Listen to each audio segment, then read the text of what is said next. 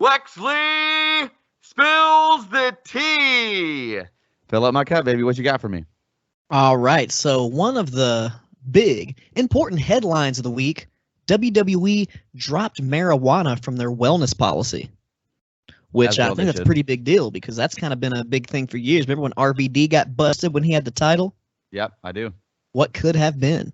What could have been? Totally, I agree. I mean, I think it's an archaic rule. I mean, I know a lot of corporate jobs now, like they'll still drug test, but they're not testing for THC anymore. Like Amazon? Yeah, which is awesome. I mean, it's come on, guys. Like of all things for people to be upset about, weed ain't it, man. It ain't it. I feel like it's one of those situations. Everyone that has ever worked for that company that left the company has recognized that since it's not legit competition, there's really no reason for marijuana to be an issue. Yeah. And now we're here. I agree. Not that marijuana would enhance your performance as a athlete, but exactly.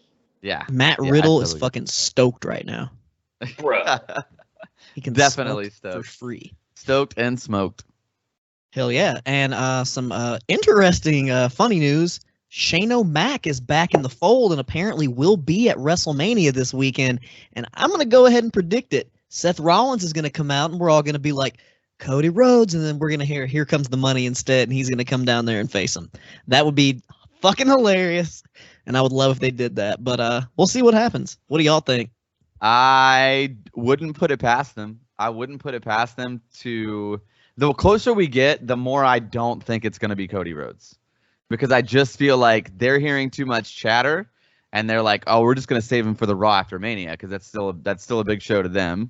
And I don't know. I think they might want to swerve people just to swerve people, even though obviously Cody would be a much better match. I disagree. I think it's still going to be Seth and Cody. I think the Shayna Mack thing is going to come into play with the KO show instead. Okay, yeah, they do have history there, so maybe they'll play that up. Yeah, that makes sense. I don't mind that at all, actually. All right, this was announced pretty much a few days after we recorded the last episode, but longtime fan favorite of ours, Triple H, is finally retired due to his heart condition. Yeah, it's a bummer, man. It's a bummer that he didn't get to have the send-off that a lot of guys get, but a lot of guys don't. So, I mean, the guy's had an amazing career. And I dare say, like, his career is not over. You know what I'm saying? Like, he's just not taking bumps anymore, but he's still very much entrenched in everything that is the professional wrestling business to me. So, I mean, definitely want to tip your hat to an amazing bell-to-bell career. I mean, Jesus, that dude is. I mean, you can say what you want about him, but the dude could work, and the dude was a great heel. He could talk to. I mean, iconic. What more can you say? Hall of Famer for sure. Yep, he's going to have a match on both of these shows we're about to cover. Yep. I feel like Triple H is severely underrated only because of the position that he took in the office. It's the same way that a lot of people felt about Shane and Stephanie when they did stuff, except they didn't start as wrestlers. Right. I agree fully. Oh, yeah. So another really big important thing for WWE news this week, the Steiners, the Steiner brothers, plural, are being inducted into the Hall of Fame. Wow. That's all I have to say. Wow. I never thought. I mean, that's wow. Do you think they're going to let him have a mic? Dude, I mean, they're going to have a speech, right? I don't know. Maybe they reformat the Hall of Fame and they don't let any, at this point, I wouldn't be surprised since it's Taker and Vince is inducting him that no one else gets a proper induction as we're used to. Yeah. I mean, we've got Vader, who they avoided. We got Sharmell, who I'm not sure how much anybody really wants to hear that speech. Like, she honestly, there's so many. It doesn't make any sense. Better people for Sharmell. I mean, she wasn't bad, but she was like a manager for a short period. She was a Nitro girl though. She wasn't Nitro girl. But I just don't. I don't know. I hope they do. I really, really, really hope they do. Yeah, I hope they get a mic too. I mean, I just want to see what he's gonna say. I just feel like it's shock TV, but I want to see what he's gonna say for sure. He's like, Vince, even though you're an asshole, he's a fat ass. 33rd. He would just start spitting some stupid shit. Yeah. But speaking of stupid shit and very funny shit, noticed today by somebody, I think I saw this on Twitter, maybe somewhere else in some news fucking site, but Buddy Murphy's name was accidentally listed in the WWE alumni section as Bussy Murphy. Oh, Bussy? Yes. Oh, Bussy Murphy? B-U-S-S-Y Murphy. That's too good, dude. I don't even know what to say to that. I feel like that there's no more like, yeah, you don't have to say anything. That joke writes itself right there. You just kind of, wow. That's wild. Is that an intentional typo? Was there like some AEW hate going on by somebody on like in the editing room there? Like what was happening? I don't know. I mean, I think it probably is just literally a typo. I mean, yeah, the D is literally next to the S on the keyboard. Yeah, it's probably just a regular typo that we're all picking apart, but still, it's funny. It's a funny mistake for sure. Oh yeah. So yeah, we got a big fucking weekend of wrestling. We got the Collective, we got WrestleCon, we got Supercard of Honor, and WrestleMania. Too much, guys. But dude, Supercard of Honor just keeps getting bigger and bigger. Just announced Tully Blanchard is going to be debuting his new client against Ninja Mack in the open contract. Yeah, and I mean, I don't know if is Tully still with AEW or is that over? No, he's signed to Tony Khan. Is what's going on. But I didn't know if his contract was up or not, and it was just not something that we had been talked about because I mean, it feels like it's been contract. Yeah, his contract. Yeah, I don't know. I mean, I'm excited to see it for sure. Either way, whether he's in AEW currently or not, like it's a good thing to add to the show, kind of last minute. That adds more intrigue for sure. So who do you think it could be? Ooh, that's a great question. My vote is Cesaro. It's a good vote. Has it been that long?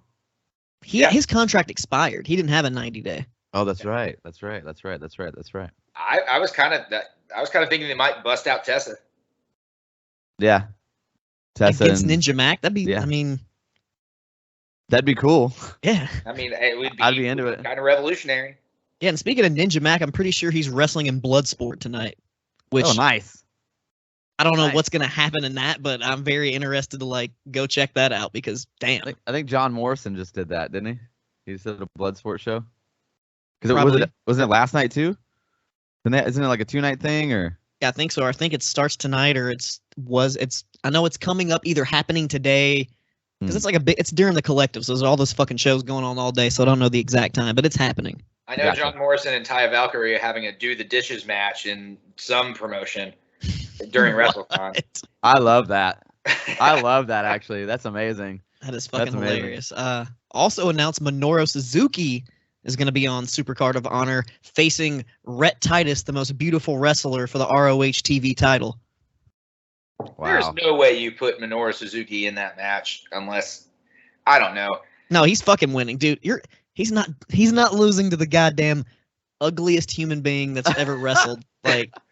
Fucking half of the All Night Express, who has been one of the hardest workers for Ring of Honor for a very long time. Oh, that poor guy. Oh yeah, I mean he's a great wrestler. He just does not have the look. My theory though is Menorah is not staying in the States, I don't think. So I think that it's going to wind up being Rhett, and this is their way of putting Rhett over to keep him. Man, I don't know how you put that out. That's a face made for radio. But what else we got on there? Well, somebody who's not getting over is Marco Stunt, and he's not going to get a new contract for AEW. They're going to go ahead and let it expire, which, I mean, that makes sense. Everybody saw that coming. Yeah. Come on now. Yeah.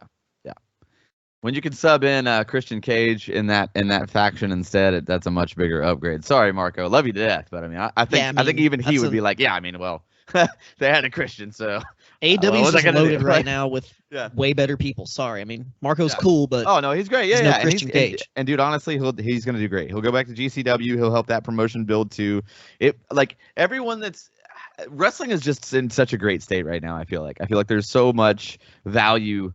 Because now his stock is fucking higher, so it's just going to make definitely, and he's got a lot more places to work now. So good for him. He also has been this entire time, except for the injuries or whatever, he's been working and still getting paid by AEW, and that part of it is incredible to me. I could also definitely see, as long as Vince McMahon is still breathing, he always had that Mighty Mouse idea, and he fucked it up with Neville. I could totally see him being like, bring him in against Omos.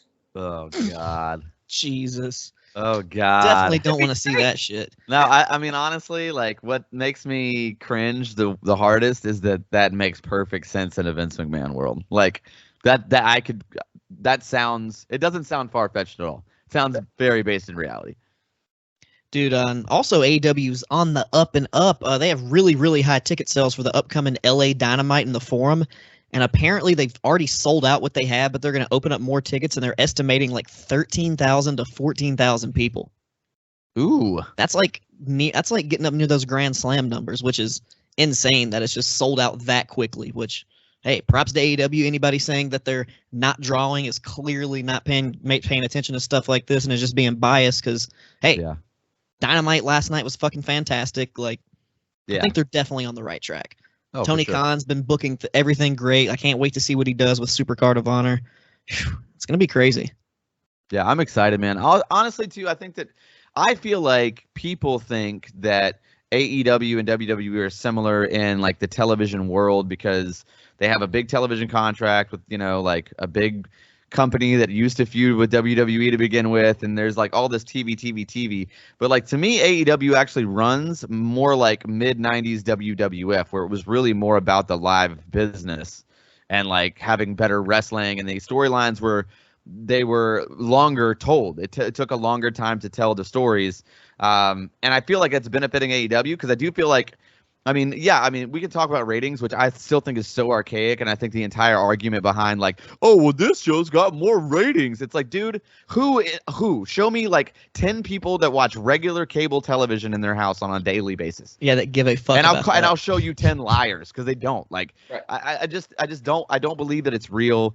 And I think AEW is the best run promotion right now because it's returning to pro wrestling, not just in the storytelling, but also in like the way they're running the business. It's more about the live events and having a card that people want to come to see and will also watch on TV, as opposed to the other way around with TV rights and endorsement deals and the sports entertainment side of WWE.